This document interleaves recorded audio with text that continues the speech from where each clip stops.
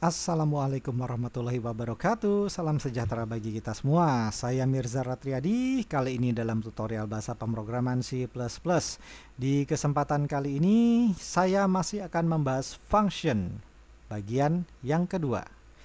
Kalau di bagian sebelumnya saya sudah membahas function, yaitu dasar-dasar function, kemudian function dengan single parameter. Nah, kalau di kesempatan kali ini saya akan membahas function dengan multi parameter. Kemudian function dengan return type.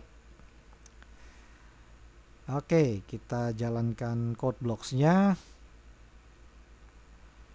Mana code blocks-nya? Oke, ini saya masih menggunakan project sebelumnya, yakni fungsi. Anda silahkan buat project sendiri kalau Anda mau, tapi saya akan meneruskan project sebelumnya saja buat contoh. Oke, fungsi dengan multi parameter sebenarnya sama aja dengan single parameter, cuma parameternya aja yang ditambah. Oke, misalnya saya di sini mau membuat sebuah fungsi yang menampilkan nama seseorang beserta usianya. Jadi ada dua parameter, yakni parameter nama dan usia. Oke, kita buat ya.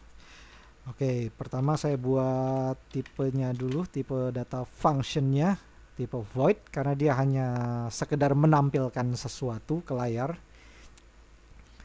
Kemudian void daftar anggota.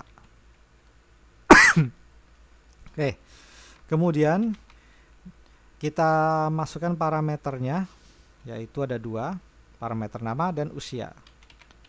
String nama.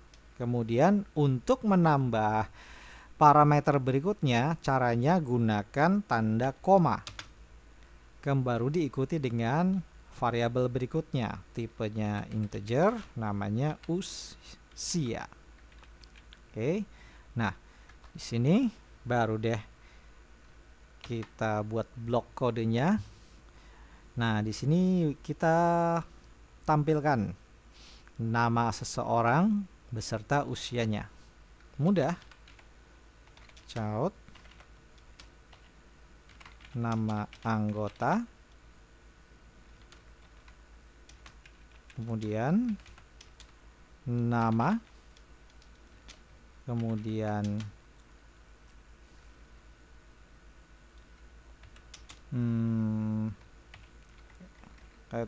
nah ini usia,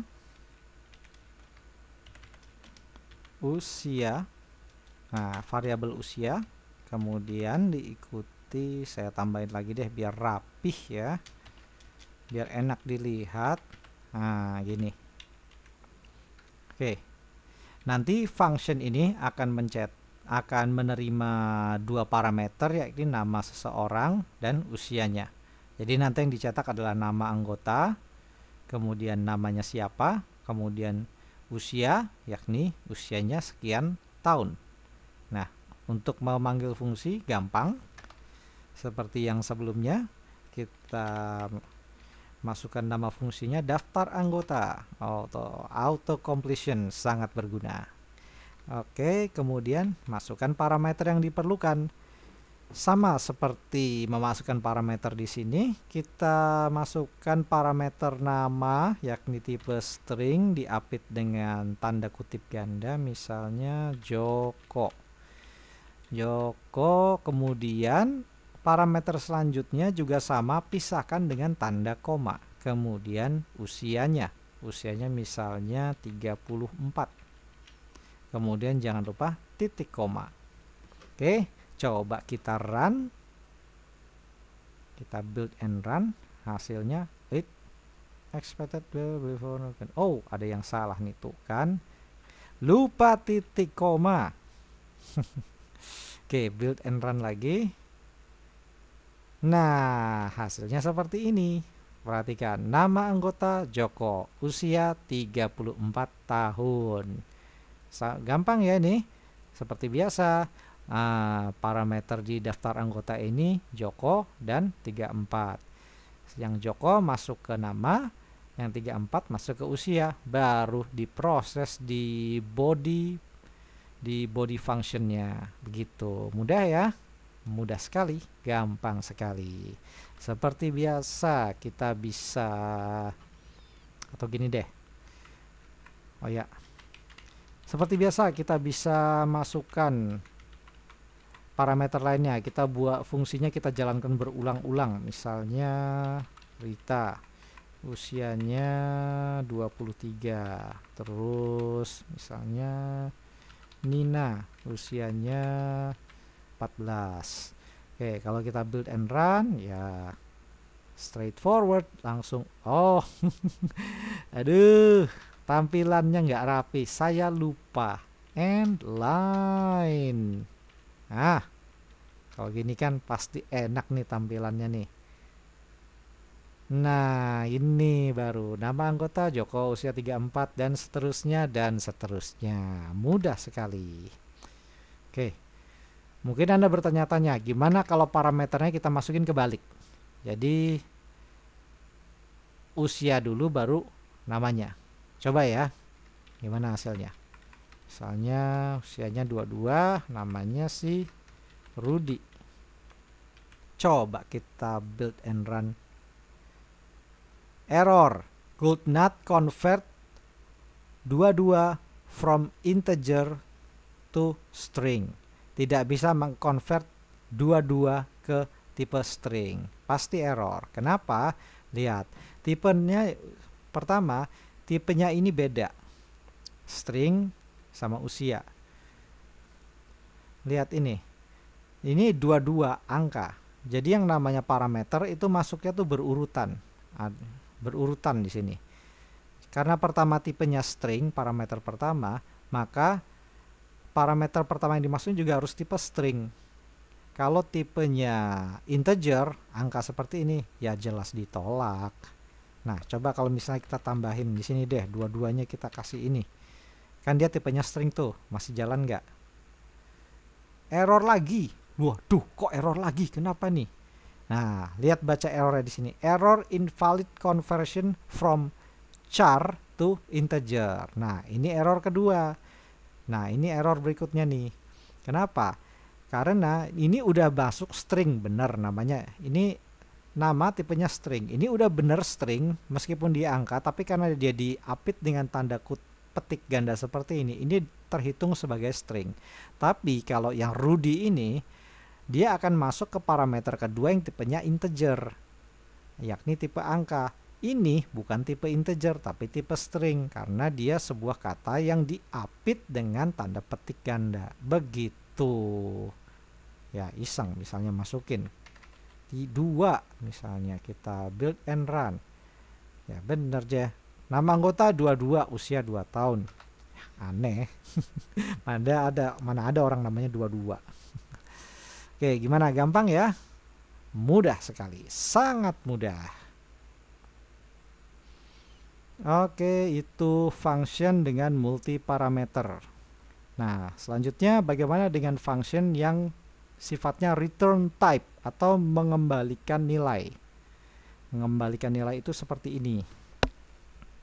Oke, jadi gini, yang namanya function itu bisa mengembalikan nilai. Kalau tipenya void, artinya dia tidak mengembalikan nilai. Kalau dia mengembalikan nilai, itu adalah tipe function yang di dalam sini dia melakukan kalkulasi, melakukan perhitungan. Dan hasilnya diproses di dalam function ini. Kemudian nilainya dikembalikan. Nah, gimana jelasinnya ya? Ya, jadi dia fungsinya itu akan mengembalikan nilai. Prakteknya begini. Kita buat sebuah function untuk mengkalkulasi nilai. Misalnya functionnya namanya penjumlahan, jadi dia akan menjumlahkan 2 buah nilai. Maka tipe datanya ini harus kita ganti. Tipe functionnya ini. Kayak ini tipe void, kita ganti dengan tipe lain, yakni integer. Contohnya. Sedangkan di sini di dalam ini namanya saya ganti dulu, penjumlahan. Oke. Nah, di sini parameternya, di bagian parameter saya ganti tipenya jadi integer. Misalnya integer A, kemudian integer B. Jadi parameter, jadi function ini akan menerima dua buah parameter yang tipenya integer dua-duanya. Akan ditaruh di variabel A dan di variabel B. Mudah ya, paham ya? Oke. Nah, sekarang di body functionnya kita manipulasi. Oke, kita mau menjumlahkan dua buah nilai. Saya buat dulu variabel namanya hasil, tipenya integer. Kemudian si hasil ini akan berisi kalkulasi penjumlahan A ditambah dengan B. Nah, kuncinya yang namanya kata kunci untuk mengembalikan nilai dalam sebuah function adalah return. Nah, nih return. Kemudian diikuti dengan nama variabelnya. Jadi yang namanya return itu membutuhkan variabel yang berisi nilai yang akan dikembalikan.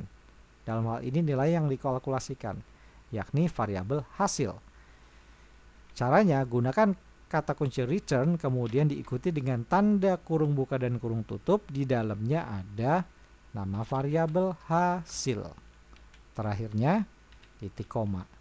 Jadi function ini akan mengembalikan variabel hasil yang isinya penjumlahan dari A plus B.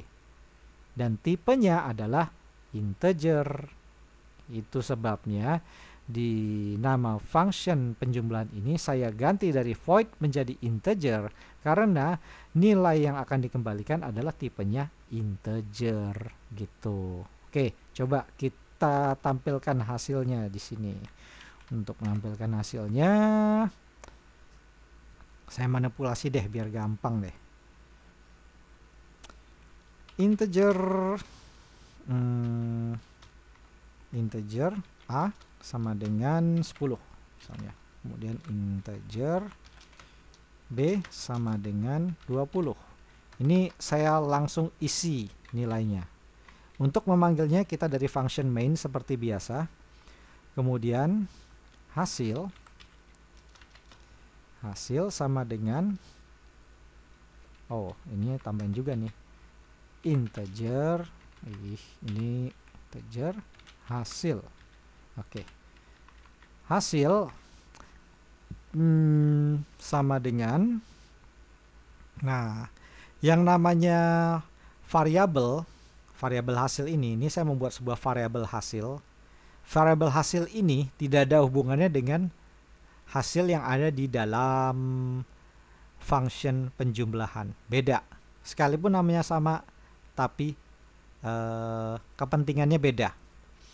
Hasil yang dalam sini hanya bisa dipakai di ruang lingkup function ini saja. Gitu. Sedangkan hasil yang ada di dalam function main hanya dipakai di function main saja. Itu namanya variabel lokal. Oke. Nanti di pertemuan berikutnya deh tentang variabel lokal dan global. Oke, hasil sama dengan kita bisa masukkan, nah, isi dari variabel hasil ini adalah functionnya, function penjumlahan. Nah, kemudian diikuti dengan tanda kurung buka dan tutup. Kita masukkan A dan B. Jangan lupa titik koma. Oke. Kemudian kita cetak hasilnya. Out. Hasil penjumlahan A plus B adalah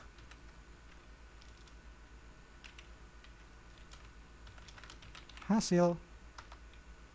Baru end line. Oke. Nah, coba kita build and run. Hasil penjumlahan A dan B adalah 30. Kenapa 30? Ya karena 10 tambah 20 sama dengan 30. Coba kita telusurin ya. Di function main. Kita lihat integer nilainya, integer A nilainya 10. Yang B sama dengan 20. Kemudian ada variabel hasil. Variabel hasil isinya adalah hasil dari penjumlahan A dan B, di mana penjumlahan ini adalah nama function yang dimana function penjumlahan ini akan mengirimkan nilai 10 pada variabel A dan 20 pada variabel B. Kemudian dikalkulasikan di dalam sini, di dalam body function penjumlahan. Hasil sama dengan 10 ditambah 20. Nilai yang dikembalikan adalah hasilnya. Jadi pada saat dicetak di bawah sini, hasil penjumlahan A plus B adalah hasil. Gitu. Gimana? Paham nggak? Oke, supaya Anda nggak bingung, saya ganti deh nama variabelnya kalau Anda belum paham di sini. Hasilnya di sini saya ganti hasil akhir. Sini hasil akhir. Oke.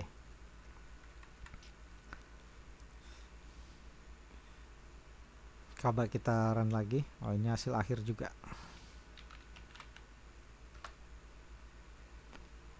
Kita build and run. Hasilnya juga sama. 30 juga.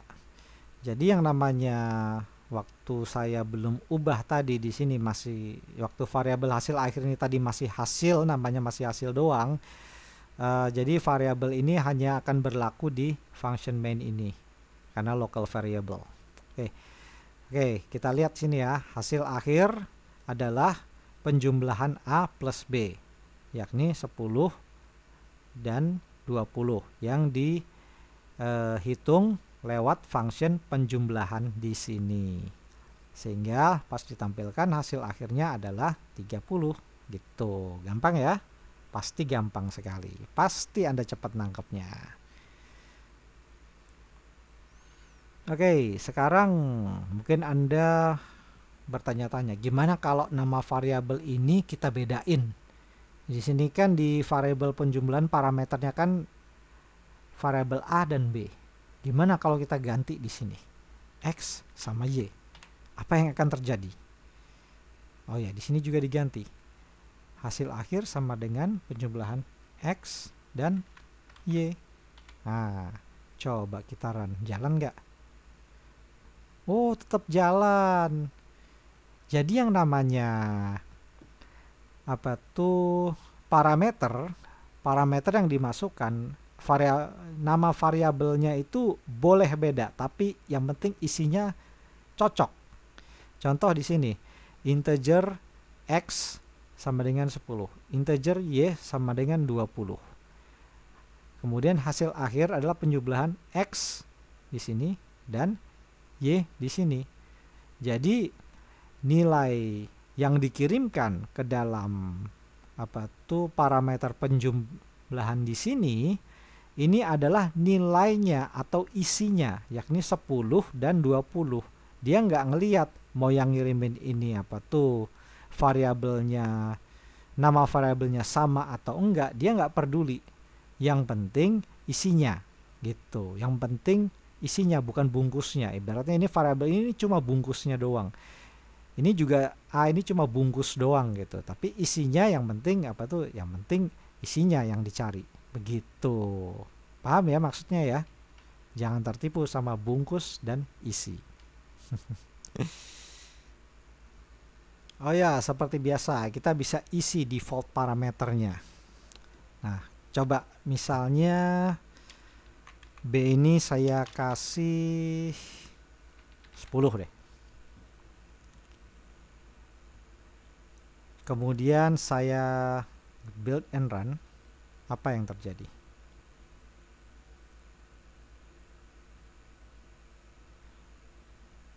A plus B adalah 30. A plus B adalah 30. Masih sama hasilnya. Kenapa masih sama? Jadi sekalipun ada default parameter B ini adalah 10, kemudian di sini Y ini 20, jadi Y ini yang berisi 20 ini akan menimpa isi dari variabel B. Jadi hasilnya tetap 30, yakni 10 ditambah 20 sama dengan 30.